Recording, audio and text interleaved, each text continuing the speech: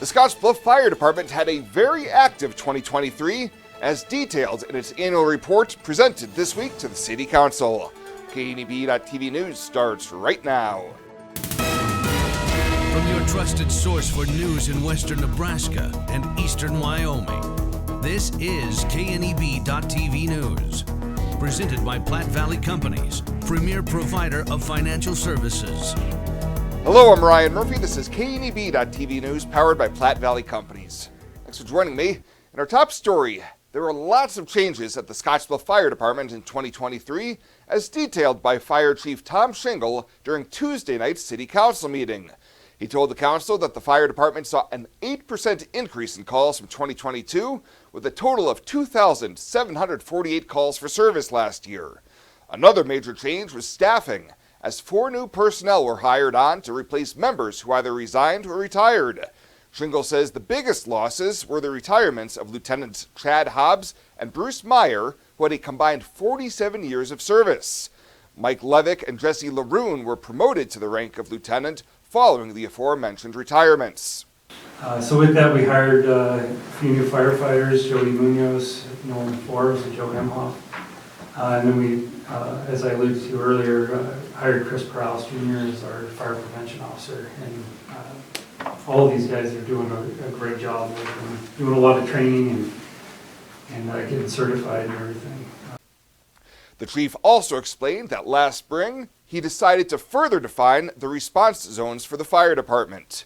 We redid our zones to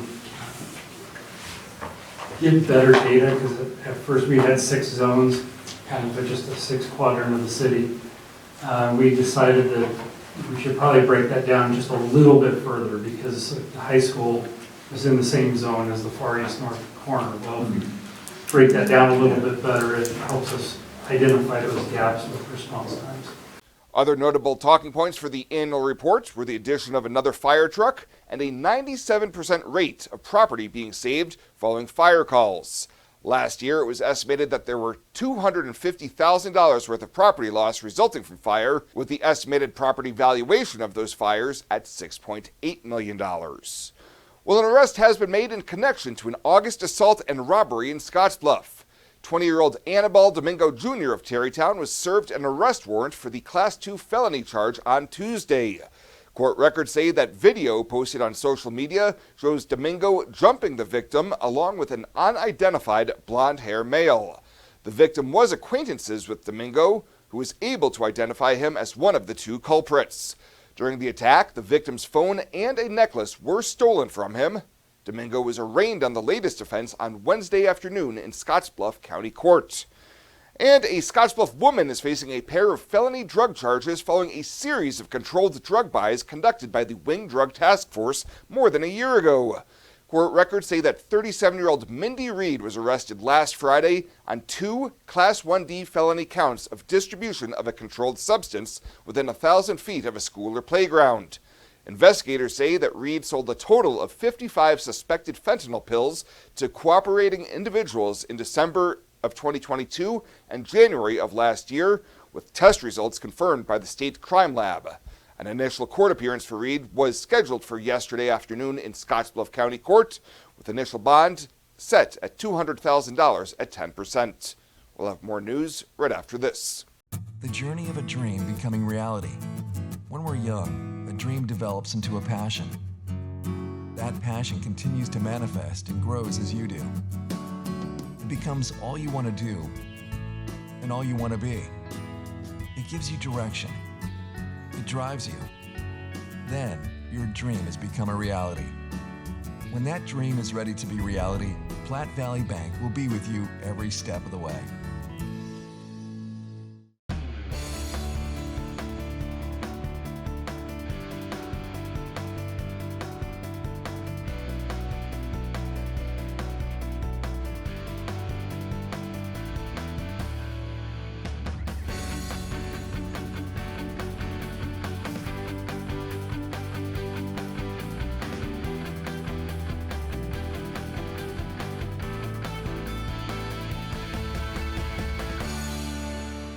Welcome back.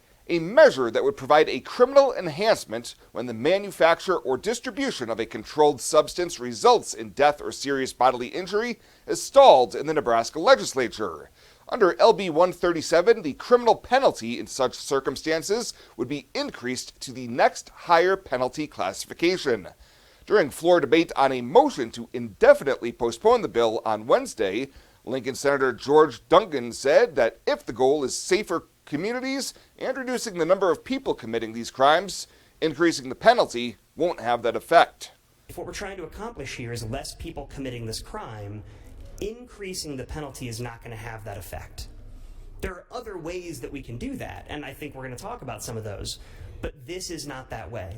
And so I understand the notion that we are trying to prevent these things from happening, and I understand that there's incredibly sad stories that none of us want to see repeated. But increasing this penalty is not going to achieve that goal, and we have to be smart about what we're doing, and we have to be intentional about what we're doing. Thank you, Mr. President. A committee amendment to the bill would limit the penalty enhancement to a Class 1C felony, punishable by a mandatory minimum of 5 years up to 50 years in prison. Lawmakers adjourned for the day without taking a vote on the IPP motion, the amendment, or the bill itself. And Nebraska's longest tenured member of Congress told a University of Nebraska-Lincoln audience this week that American trade needs a jolt of public interest. Congressman Adrian Smith stressed economic importance of trade to Nebraska and the world during the 5th annual Clayton Uter Institute lecture on Tuesday. He said his North Star on questions about trade matches that of most farmers, ranchers, and manufacturers in his district. Smith said he still disagrees with former President Trump that tariffs punish other countries more than American consumers, but also criticized the Biden administration for being too timid in pursuing new trade deals with Congress.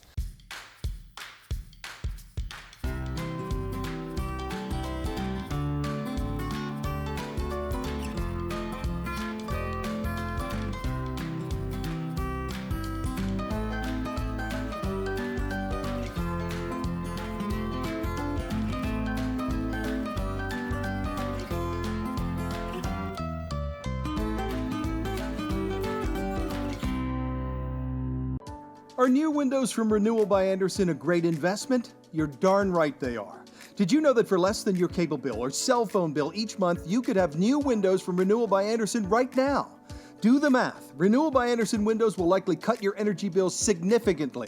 They will likely substantially increase the value of your home. They're a great investment. Please contact our team now and ask about our fantastic financing options with approved credit right now. Renewal by Andersen, a great investment? You're darn right.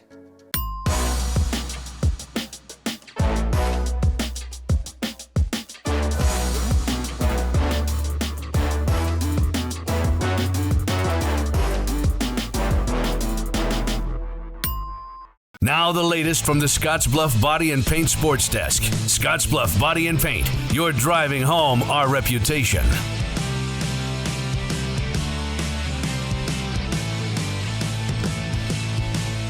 All the basketball, all the time at this point of the calendar year. High school hoops to start, and let's take it back to Tuesday night for the girls' B8 Sub-District Championship game at Scottsbluff High School. The Bearcats hosting Alliance, and this was a low-scoring knockdown, drag-out affair between these two old rivals. A total of just 53 points in the game as Scottsbluff was able to survive it. The final 28-25, just a 4-point lead at halftime for Scottsbluff, and then of course it got tighter at times in the second half. The Bearcats with 0 2-point baskets throughout the entire second half. Luckily, Ava Reed caught fire from the 3-point line, hitting 3 trays in the third quarter and adding another in the fourth. She finished with 20 of the team's 28 points and made 6 triples in the win. Scottsbluff is now set for a district final at home. That'll be on Saturday at 1 o'clock in the afternoon. They'll take on Elkhorn High School. The Antlers in town will have coverage on 107.3 The Trail. That'll get underway with pregame coverage at 12:45. Before that game arrives, some other district finals for some C&D girls programs across the region tomorrow night. As far as our coverage is concerned, I'll be in Bridgeport for the Bulldogs C1 final against Gordon Rushville. Bridgeport looking for another trip to Lincoln. Also tomorrow, the Baird girls play a C2 district final. They'll travel to Lexington High School to take on Niobrara Verdigre, and that one will air on KMOR 93.3 starting at 4:45 Mountain Time. Tonight, of course, it's the boys' B8 Sub-District Championship game as Scottsbluff hosts McCook. That one on the trail beginning at 5:45, tip-off at 6 o'clock. Plenty of C&D boys games tonight. The full schedule is posted on the website. Now, how about the WNCC men's basketball team here of late? They've now won 9 straight games, including a big double-digit home victory over North Platte Community College earlier this week on Tuesday night. The Cougars now at 9-1 in sub-region play, and they've got a monster road game at fellow conference leader Trinidad State tomorrow night. The Cougar women also won at home against McCook earlier this week. They're off this weekend before hosting Lamar next Tuesday at Cougar Palace. Cougar baseball, they're home this weekend. Home openers Saturday and Sunday against Miles Community College. WNCC softball, they're on the road at Otero Saturday and Sunday. That is the latest today from the Scottsbluff Body and Paint Sports Desk. I'm Chris Cottrell. Morrill County Community Hospital and the behavioral health providers are here to help. Amber Dean specializes in mental health care, which includes medication and therapy across a person's lifespan. Melody Lacey helps people deal with a wide range of behavioral problems, from depression and anxiety to child psychiatry. Our dedicated team is committed to you and our community every time. At Morrill County Community Hospital, Bridgeport, Nebraska. Exceptional care right here at home.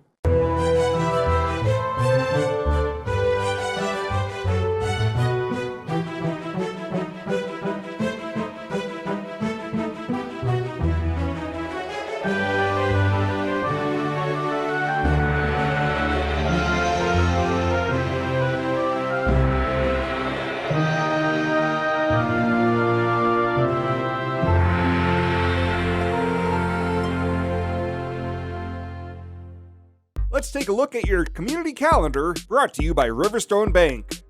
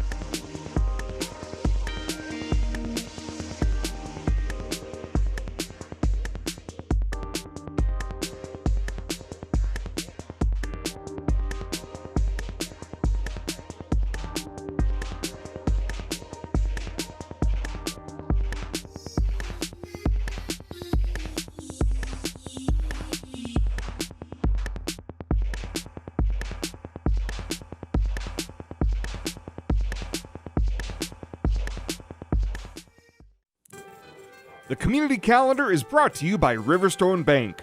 We're local and we love our community. Culture trumps everything else. In my years, I've never worked for a company that treats people the way this one does. It is my passion for agriculture that brought me here in the first place, but not only that, there's a huge family-oriented atmosphere within the 21st Century Equipment. I love working for 21st. They found something in me that I didn't know in myself. An intern to where I'm at now is such a great opportunity, and that is what this company is about. At Platte Valley Bank, we want to help you take advantage of every adventure. We know you have plans, goals, and dreams. Let us help you with them. Whether you are just starting the business you have always imagined or looking to grow your existing one, we have a business loan to fit your needs. Stop in and see us at Platte Valley Bank and let us help make your dreams a reality. You belong here. Platte Valley Bank, member FDIC, equal housing lender. And finally tonight, visitors to the Scottsbluff National Monument now have a new way to enjoy the park with an audio version of the brochure. Earlier this month, staff from Scottsbluff National Monument participated in a national project called the Uni Description Project. Ranger Eric Grunwald says the project helped create an audio brochure of parks to help people who are blind or visually impaired. So when visitors come to Scottsbluff National Monument, they get one of these brochures, and there's people who go to national parks all over the country that collect these things. But if you're a blind visitor or a visually impaired visitor, obviously you can't read what's on here, you can't see the images that are on here. And so what we did over the course of the Descriptathon, which was February 6th, 7th, and 8th, is as a team, there was 10 of us. We had members from Agate Fossil Beds National Monument, Ford's Theater over in Washington, D.C., members of the Council, the American Council for the Blind, the Blinded Veterans Association, of course, people from Scottsbluff National Monument. And what we did as a team was we worked together to come up with audio descriptions of the William Henry Jackson paintings that you see in the brochure, some of the photographs, and probably the most challenging thing that we worked on was an audio description of the map that people use for finding their way around in the monument. The audio brochure describes what things look like, such as photos, paintings, posters, statues, or maps. Download the Unity app to your phone, and then you can look up all the audio descriptions for the different national parks throughout the country, including the ones for Scottsbluff National Monument and our neighbors up at Agate Fossil Beds as well. You can find the audio described brochures on the Uni Description app. That's available for iOS or Android, or it can be found on the Scottsbluff National Monuments website. Well, that does it for us this time. Thank you so much for tuning in. Stay safe out there. We'll see you here next time.